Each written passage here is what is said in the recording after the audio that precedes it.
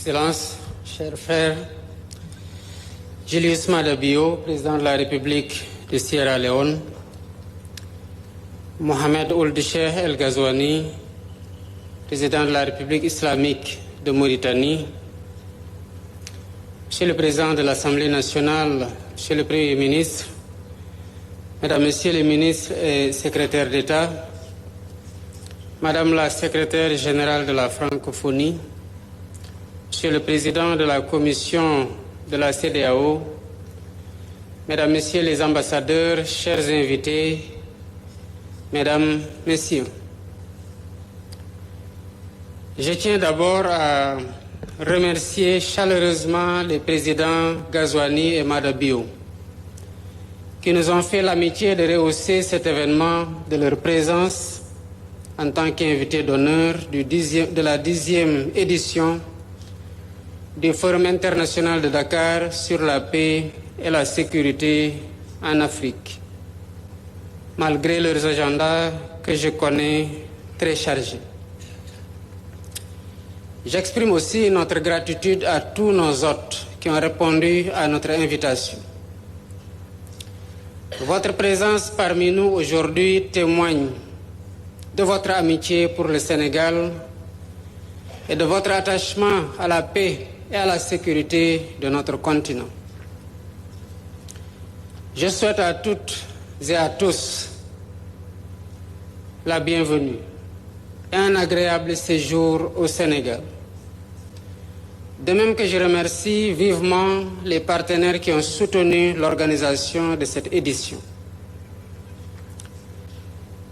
Mesdames, Messieurs, lorsque ce forum voyait le jour, il y a plus de 10 ans, la poussée djihadiste s'installait déjà au Sahel et dans la Corne de l'Afrique. Elle recommandait dès lors que le continent renforce son espace de réflexion stratégique sur sa propre sécurité, affirme sa voix et construise ses propres solutions. Pendant toutes ces éditions, Dakar s'est affirmé comme une capitale du dialogue stratégique africain et international, une capitale d'introspection et d'échange sur les voies et moyens d'explorer des solutions endogènes aux défis sécuritaires du continent. Au moment où nous sommes réunis ici, cette conviction n'a pas faibli. Au contraire, elle s'est renforcée au contact de la réalité. Le monde dans lequel nous vivons en 2026 est marqué par une profonde instabilité et des crises majeures aux impacts colossaux. Elles ont fragilisé les consensus multilatéraux, remis en cause les alliances et les équilibres régionaux. Elles nous rappellent surtout que la barbarie n'est jamais loin. Au Proche-Orient, le conflit à Gaza renvoie à l'humanité des images tragiques qui blessent les consciences et affectent les sensibilités. De plus, nous assistons depuis 2 ans à des fractures commerciales profondes entre grandes puissances, avec une volonté notoire de retour au protectionnisme économique et au repli sur soi sans précédent.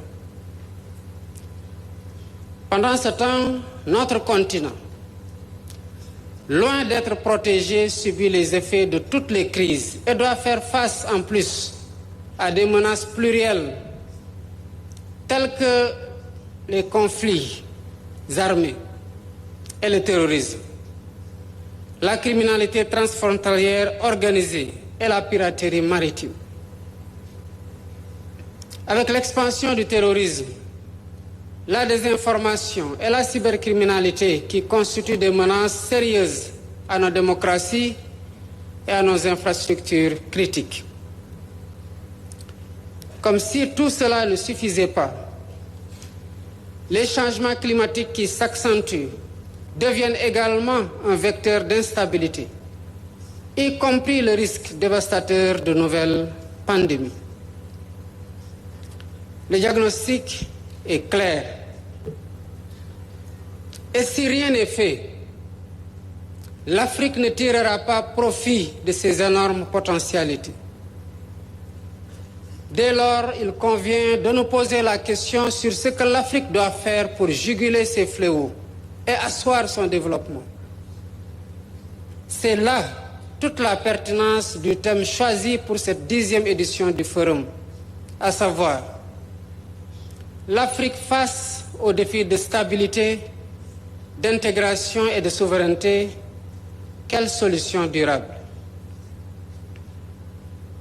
Cette thématique nous appelle à une réflexion profonde sur ce que nous devons faire ensemble, dans la solidarité, pour sortir notre continent du cycle de l'instabilité et en faire un espace pacifique, intégré, souverain et prospère. Mesdames, Messieurs, l'Afrique n'est pas sans réponse. Des progrès notables ont été enregistrés dans la prévention des conflits et dans le maintien de la paix. Des architectures de sécurité collective ont été conçues au niveau régional et continental. L'Union africaine et les communautés économiques régionales, en particulier la CEDEAO, ont démontré leur capacité à intervenir par le déploiement de forces de maintien de la paix. Mais ces architectures ont des limites, des mandats parfois flous, des financements incertains, des capacités opérationnelles insuffisantes et surtout une déconnexion trop fréquente entre les décisions prises ailleurs et les réalités vécues sur le terrain. Il est donc urgent de réorienter nos réponses collectives pour les rendre plus agiles, plus efficaces, plus ancrées dans les besoins réels des populations. L'Afrique ne doit plus se contenter d'être le centre des convoitises entre grandes puissances, ni de rivalités énergétiques et minières. Elle ne doit pas non plus rester spectatrice de la recomposition en cours des équilibres mondiaux. Nous devons en être des acteurs plus dynamiques et à part entière. Notre continent doit assumer clairement sa souveraineté. Nous ne devons plus accepter que notre agenda sécuritaire soit défini ailleurs. Que nos priorités soient dictées par des intérêts étrangers. Que notre espace stratégique soit occupé sans notre consentement. La souveraineté, c'est aussi et surtout une réalité intérieure. Elle doit être stratégique, économique, mais de nos jours, elle doit également être numérique. La prospérité ne naît pas de l'abondance de ressources, mais de notre capacité à les gouverner. Du lithium au colbart, du pétrole au gaz, de l'uranium à nos ressources halieutiques. Toutes ces ressources ne doivent plus alimenter uniquement les industries d'ailleurs. Elles doivent propulser celles présentes sur le continent, selon la règle extraire chez nous, transformer chez nous et vendre à un prix juste. C'est ça le moteur de notre transformation structurelle. Mais entendons-nous bien, Même avec une pleine souveraineté acquise, aucun pays, ni aucun continent ne peut triompher seul face à ces menaces sécuritaires. Toute solution efficace ne le sera que collectivement. Mesdames, Messieurs, quand on se penche sur les problèmes de sécurité en Afrique, avec leur lot important de victimes, je pense aussi à cet instant, à cet enfant du Sahel qui n'a pas pu aller à l'école cette année parce que les routes sont coupées. Je pense à cette femme du bassin du lac Tchad qui a tout perdu dans un raid de groupe armé. Je pense également à ces jeunes dans la Corne de l'Afrique qui n'a pas trouvé d'emploi et a été recruté par un réseau criminel faute d'autres horizons. Ce ne sont pas des statistiques. Ce sont des réalités. Mais l'Afrique n'est pas condamnée à la fatalité. Elle doit faire face. Et cela passe, à mon avis,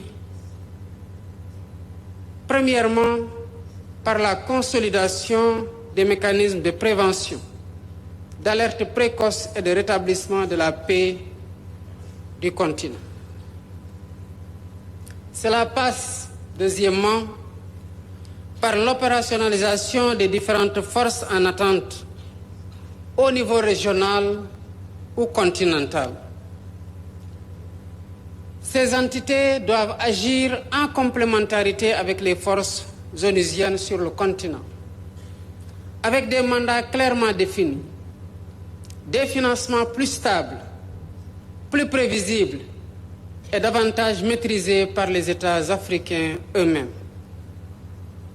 Cela passe troisièmement par le renforcement de la coopération et de la solidarité régionale pour contrer l'expansion du terrorisme vers les États côtiers et asseoir une industrie de défense à l'échelle continentale pour un meilleur approvisionnement en équipement militaire. Cela passe, quatrièmement, par mieux valoriser le dividende démographique que constitue la jeunesse à travers des investissements dans l'éducation et la formation, y compris le numérique, pour favoriser l'emploi. Et c'est une manière efficace de lutter contre l'endoctrinement et la radicalisation. Cela passe, cinquièmement, par le renforcement de la gouvernance des ressources énergétiques et minières et promouvoir une valorisation de ces ressources avec une industrialisation progressive sur toute la chaîne de valeur. Et sixièmement, travailler à une meilleure intégration du continent sur la base des mécanismes existants, comme la ZLECAf et les autres mécanismes de coordination des secteurs de la santé, de l'agriculture, des infrastructures inclus dans l'agenda 2063. La paix et la sécurité sont indissociables du développement. Au même titre que la stabilité est indispensable pour favoriser l'éducation, la santé, la croissance économique et les investissements, le développement est aussi le moyen par excellence de réduction de la pauvreté et des inégalités qui sont de potentielles sources de conflits. Il est donc fondamental qu'en plus des réponses militaires, que des programmes de développement soient parallèlement menés dans la lutte contre l'insécurité et l'instabilité. Unis, nous serons plus forts pour passer d'une posture de vulnérabilité à celle de puissance économique. C'est pourquoi la centralité de l'intégration africaine doit être au cœur de nos politiques. Notre engagement doit être renforcé tant dans la conception que dans la mise en œuvre des politiques communautaires. Je suis convaincu que, unis et confiants en nous-mêmes, nous pouvons jouer les premiers rôles et faire entendre la voix de l'Afrique sur la scène internationale. Mesdames, Messieurs, j'ai espoir que vos travaux aboutiront à des réponses concrètes aux questions existentielles qui nous préoccupent tous. Je vous encourage donc à les aborder sans tabou pour faire de cette 10e édition du Forum de Dakar celle de la maturité, celle du passage à l'acte, en rendant ce cadre de réflexion plus ouvert sur le monde, plus ancré dans les réalités des populations. C'est sur ces mots que je déclare ouverte la 10e édition du Forum de Dakar sur la paix et la sécurité. Et vous souhaite plein succès dans vos délibérations. Je vous remercie de votre attention.